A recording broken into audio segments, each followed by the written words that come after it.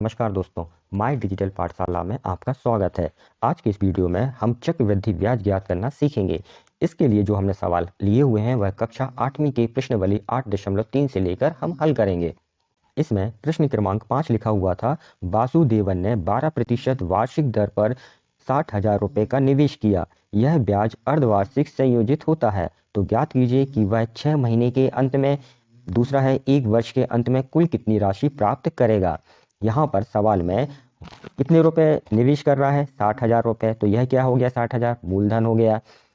दर कितनी है, 12% है, और वो भी कैसी है, वार्षिक है। हमें क्या ज्ञात करना है कि 6 माह के अंत में उसे कितनी राशि प्राप्त होगी। पहला तो यही है, 6 माह के अंत में उसे कितनी राशि प्राप्त होगी। पहले जो यहाँ लिखा है 6 महीने, 6 माह का अर्थ हुआ अर्धवार्षिक, है ना। अर्धवार्षिक है तो अर्धवार्षिक में उसे कितना प्राप्त होगा। तब हम क्या करेंगे, दर क्या कर देंगे, आधी कर देंगे। इसी प्रकार हम 1 वर्ष के अंत में निकालेंगे, उसे कुल कितनी राशि प्राप्त होगी। कुल कितनी राशि प्राप्त होगी, इसका अर्थ हुआ कि उसे मूलधन भी प्राप्त हो रहा है और उसका ब्याज भी प्राप्त हो रहा है। इतना इस सवाल को पढ़ के समझ में आ गया। अब इसी आधार पे हम इस सवाल को हल करते हैं। हल करते समय हमने लिखा, यहाँ का अर्थ है सवाल में दिया है मूलधन बराबर 60,000 रुपये, दर कितनी है, 12% वार्षिक है। हमें पहले सवाल के लिए क्या ज्ञात करना है, 6 महीने के लिए, कि 6 महीने में उसे कुल कितना पैसा मिलेगा। तब 6 महीने क्या हो गए, 6 महीने होता है अर्धवार्षिक या एक छमाही। कितने अर्धवार्षिक, एक अर्धवार्षिक या एक छमाही। तब हमें क्या ज्ञात करना है, उसको कुल कितना धन मिलेगा, कुल कितना धन वापस मिलेगा, तो उसको मूलधन भी मिलेगा जो उसने जमा किया है, और बैंक क्या करती है, इंटरेस्ट ब्याज भी देती है। तो दोनों मिला के क्या हो गया, मिश्र धन। तब हम 6 महीने के बाद उसका मिश्र धन निकालेंगे। तब हम मिश्र धन का फार्मूला लिखेंगे, मूलधन गुणित कोष्टक में एक धन दर बटे 100, और उसके ऊपर समय आता है। उस फार्मूले में हम इनके मानों को रख देंगे। मूलधन कितना है, 60,000, गुणित कोष्टक में एक धन दर कितनी है, 6/100, और इसके ऊपर समय कितना है, एक छमाही। 6 मत लिख देना आप यहाँ, यदि आप 6 लिखोगे 6 महीने तो वह गलत है। हम क्या कर रहे हैं, एक छमाही का निकाल रहे हैं, एक अर्धवार्षिक का निकाल रहे हैं, इसलिए हमने यहाँ पर 1 की पावर लिखी है। ये इतना क्लियर हुआ। जब हम इसको आगे हल करेंगे तब यह होते हैं 60,000 गुणित 106/100। जब हम इसको कैंसिल करेंगे, काटेंगे, तो ये 100 के 2 शून्य, क्योंकि ये बटे में है और ये अंश में है, और 60,000 के ये 2 शून्य आपस में कैंसिल हो गए। हमारे पास क्या बचा, 600 गुणित 106। अब हमें गुणा करना है, तो हम क्या करते हैं, 600 में पहले ये 6 है ना, इस 6 का गुणा 106 में कर दो, और फिर जो जो लास्ट में ये 2 शून्य बचेंगे वो लिख दो। तो 6 का गुणा आपने 6 में किया तो 6 छंग 36 हो गए। तब यहाँ 36 आ जाएंगे, और 6 का गुणा आप 1 में करोगे तो 6 एकम 6, बचा ये 2 शून्य, तो ये 2 शून्य लिख दो। तब कितना हो जाएगा, 63,600 रुपये। यह क्या हुआ, उत्तर हुआ। हमने क्या निकाला, पहले के लिए सिर्फ 6 माह के लिए निकाला है ना। इसके आगे दूसरी कंडीशन दी थी, हम उसके लिए अब हल करते हैं। दूसरी शर्त हल करते समय भी हमारे लिए मूलधन तो वही रहेगा, 60,000 रुपये। दर कितनी थी, 12% वार्षिक थी। अब हम यहाँ पे क्या करते हैं, उसको आधा कर देते हैं, तो 6 माह, सॉरी, यहाँ पर कितनी है, 12% वार्षिक है। तब कितनी हो जाएगी, 6%, 6 माही या अर्धवार्षिक हो गई। समय 1 वर्ष था तो उसको 2 छमाही हो जाएंगी। मिश्र धन के फार्मूले में जब हम ये राशियों के मान रखेंगे तब यह हो जाएंगे 60,000 गुणित 1 धन 6/100 के ऊपर 2 की पावर, क्योंकि अब कितना है, 2 छमाही है, तो यहाँ पे 2 की पावर आ जाएगी। जब आप इस ब्रैकेट को हल करोगे तो ये हो जाएंगे 106/100। तब कितना हुआ, 60,000 गुणित 106/100 गुणित 106/100। ये इतना क्लियर हुआ। अब जब ये बटे में है तो ये संख्याएं आपस में कट रही हैं, तो इनको हम काट देते हैं। 100 के ये 2 शून्य और 60,000 के ये 2 शून्य कैंसिल हो गए। इसी प्रकार 100 के ये 2 शून्य और 600 के ये 2 शून्य कैंसिल हो गए। तब आपके पास क्या बचा, 6 गुणित 106 गुणित 106। जब आप इनका गुणा करोगे तब यह हुए 67,416 रुपये। उसको 1 वर्ष बाद कितना मिलेंगे, 67,416 रुपये उसको रिटर्न हो जाएंगे। इस सवाल के मैंने सारे स्टेप एक के बाद एक समझाने की कोशिश की है, तब आपको यह सवाल अब समझ में शायद आ गए होंगे। इसके आधार पे अब हम अगला सवाल हल करते हैं। अगला सवाल हल करने से पहले मैं आपकी जानकारी के लिए बता दूं कि प्रश्नावली 8.3 चक्रवृद्धि ब्याज के अन्य सवालों के हल जानने के लिए आप हमारे अन्य वीडियो को देख सकते हैं। इन सभी वीडियो का लिंक विवरण बॉक्स में दिया गया है।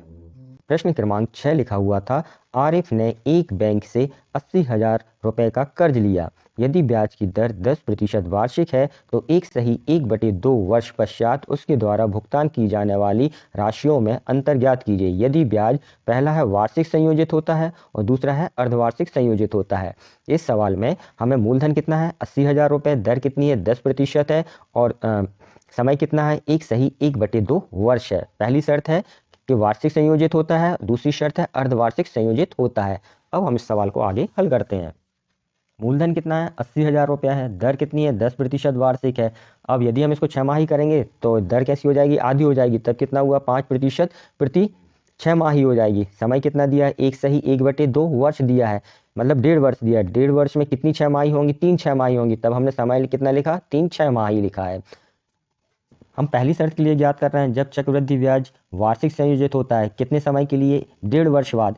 तो मिश्रधन का फार्मूला लिखते हैं और उस फार्मूले में इनके मानों को रखते हैं। तब हमने लिखा 80,000 गुणित 1 धन 10/100 के ऊपर 1 की पावर। पहले हम 1 वर्ष के लिए निकालते हैं, फिर हम आधे वर्ष के लिए निकाल रहे हैं। तब दर कितनी हो जाएगी, दूसरे ब्रैकेट में आधी हो जाएगी, 1/2 गुणित 10 हो जाएगा। या सीधा हम यहाँ 5 भी लिख सकते थे, हमने उसकी दर अर्धवार्षिक कर दी थी, तो तब वहाँ कितना आ जाएगा, 5 भी आ सकता है। अब यहाँ पे जब हम इसको आगे हल करेंगे तो यह हो जाएंगे 110/100, मतलब 80,000 गुणित 110/100 गुणित यहाँ पे हो जाएंगे, यहाँ पे 100 धन 5 मतलब 105 गुणित 100। इसके आगे जब हम इसको हल करेंगे तब हम यहाँ पे काट भी सकते हैं, क्योंकि ये संख्या आपस में गुणा है और कट रही है, तो हम इन संख्याओं को काट भी सकते हैं। यहाँ पे कितना होगा, 80,000 गुणित 110/100 गुणित 105/100। इसमें से क्या है, ये संख्या जैसे ये 100 लिखे हैं, 100 के ये 2 शून्य, 80,000 के ये 2 शून्य आपस में कैंसिल हो गए। इसी प्रकार अब यहाँ पे 80,000 थे, 2 शून्य कट गए, 800 बचे। तो 800 के ये 2 शून्य और इस 100 के ये 2 शून्य आपस में कैंसिल हो जाएंगे। तब आपके पास क्या रह गया, 8 गुणित 110 गुणित 105 बटे में तो अब कुछ रहा नहीं है। जब आप इनका गुणा करोगे तब यह होते हैं 92,400 रुपया। यह इस सवाल का उत्तर रहा।